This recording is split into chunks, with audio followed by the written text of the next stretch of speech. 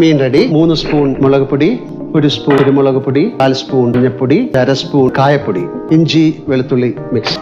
കുറച്ച് വെള്ളം ഒഴിച്ച് ഒന്ന് കുഴയ്ക്കാം.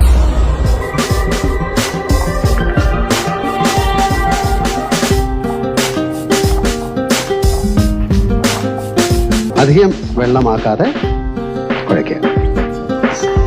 എന്നിട്ട് ഈ മീനിൽ നമുക്ക് നന്നായിട്ട് പുരട്ടാം.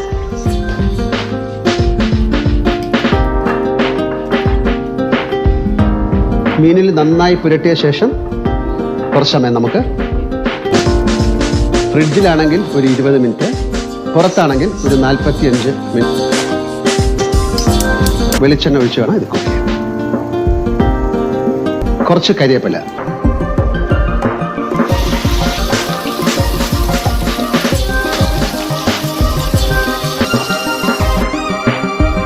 Fish fry ready.